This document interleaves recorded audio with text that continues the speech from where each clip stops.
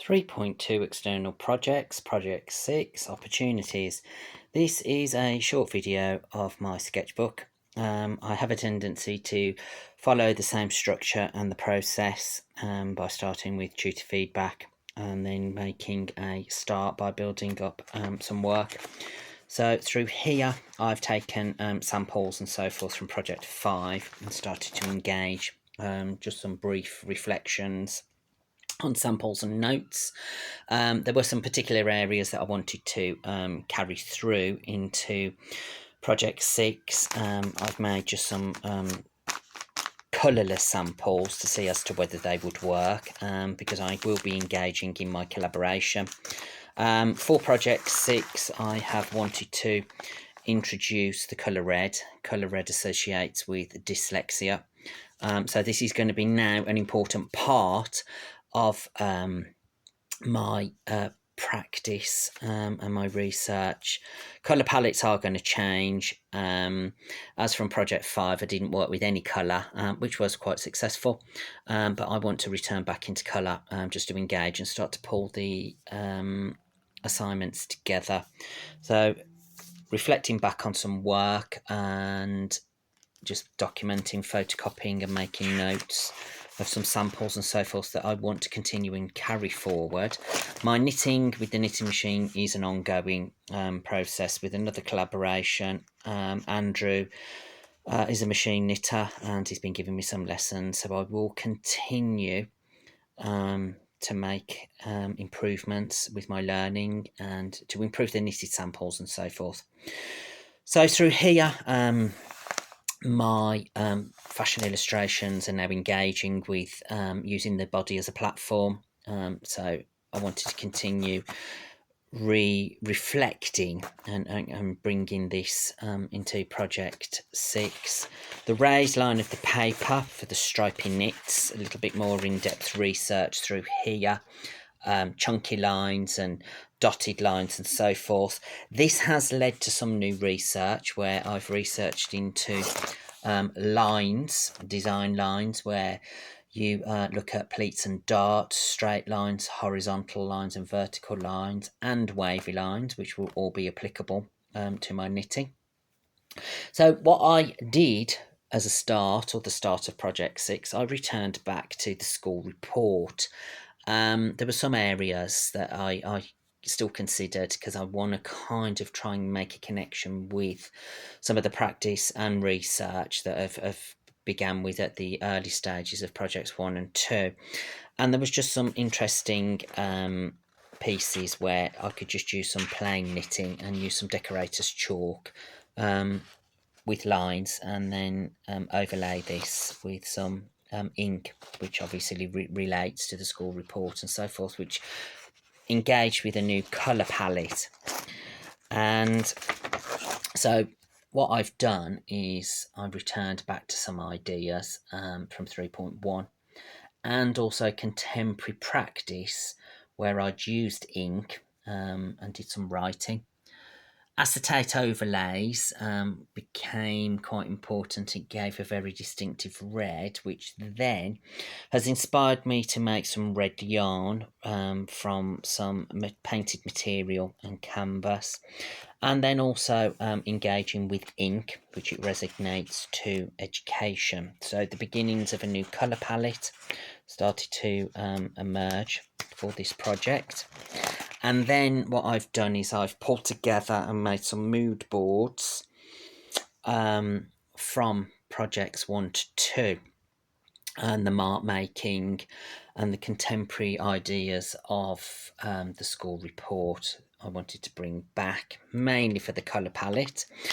I want to start to look at ink coloured thread. Couldn't find anything, so I went into the process of dyeing my own thread, which I've documented on my blog. So prototype samples have become important in my work. Stripes and playing around. Nothing serious at this stage. Everything is still knit and multi-mix media, and just picking up pieces along the way, anything that kind of resonates with colour and tactility. Through here I made the process and should have demonstrated with evidence the process of how I have dyed my cotton yarn, but this was an absolute nightmare. It's an absolute nightmare to use on the knitting machine, so I don't know whether this kind of has an impact because it stiffens up the yarn, so this has become a no-no. Fortunately, I have found an alternative, so I proceeded and produced samples with the better yarn. 4-ply acrylic thread, I think it is. And as we can see, I started to paint knitted material with some ink, and just to see what ideas this would conjure. I quite like the idea of the decorator's chalk because I think it will go back and allow me to draw upon the surface and begin to possibly make some connotations of some emotional thoughts and processes that will engage with the school report. So here we go. We still continue evidence of my school reports and this process. Still quite tactile, and I do actually quite like just the plain white with the ink. Starting to think about now some design ideas, which I think is going to be a good idea to continue into Project 7. Not necessarily making knitted samples and producing sample after sample, but just drawing, collage and designing, potentially for me to be able to build up an archive where I can return to some of these ideas and redevelop for the future. Again, just putting together a mood board of ideas and picking up on the mark making. Everything reflects back into the shapes of knitting, what with the drawing and also with the ink and bleach. And then through here I started just some thought processes of the red line for dyslexia, engaging from 3.1, turning these into drawings, and then the materials, and playing with an idea and translating this into knit with circles and loops, then making samples with wooden rings, whereby the red line of dyslexia could be more inventive, can play with the sample. Again, this is now thinking about engaging with audiences and getting the audience to become involved. This particular piece I do love, and I wish I had of, or I will do, make a large scale piece, because you can actually unthread this, play and reconnect with the pieces. I use my mannequin so that we can see that I'm still engaging with the idea of using the body as a platform. So this is a particular favourite of mine, and I will come back to this at some point for redevelopment. Still liking the use of the lollipop sticks and knitting. This really moves well, and this really moved well with the collaboration with Henry, the fashion student. And just keep making reflective ideas and thoughts, bringing these and making connections with my samples. I quite like the idea of this sketchbook, which was kind of picked up on some feedback from 3.1 that I don't always have to write lots of information or notes and so forth. A visual sketchbook is just as important, and I think that that's where I see my learning. It's very visual. I can understand my process through just taking the photographs of evidence of samples that I've made.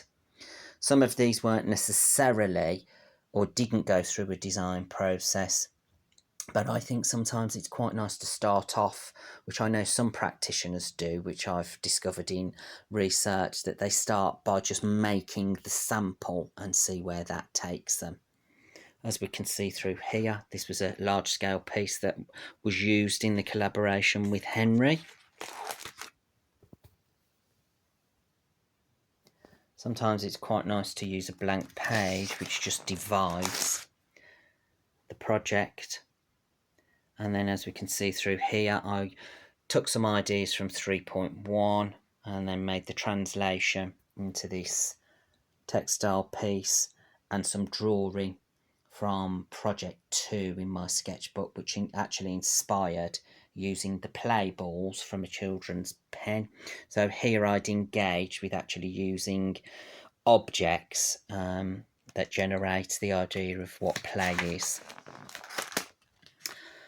Started to think about some new colour palettes, wanted to keep with the theme of education, so I'm thinking about school blazers, rugby shirts and school ties, and also returning back to some of the essay, dissertation, case study, where dyslexia is my superpower, and just to reflect and confirm how important the use of red is within the work. And then just towards the end of the sketchbook, I've just documented some of the work and the collaboration, which I'm carrying over to Project 7, the work and the collaboration with Henry, documenting all of this work visually, and some new ideas have arisen from this. The movement, the body of using the body as a platform, music and sound, and I've also now found some new research, dyslexia and ballet. So I think this is going to be quite interesting. And also as well, stretching the fabrics, which I think would be quite good in dance and pulling and tugging. And also through some feedback and advice, looking at negative space with the knitting. And shapes and edges of the knit, finishing off the edges so that they're correct and perfect, not always necessarily using the tension of the curved edges. So there's a lot to still continue with development of ideas, and a lot of this will be presented for the beginning of Project 7 in my new sketchbook.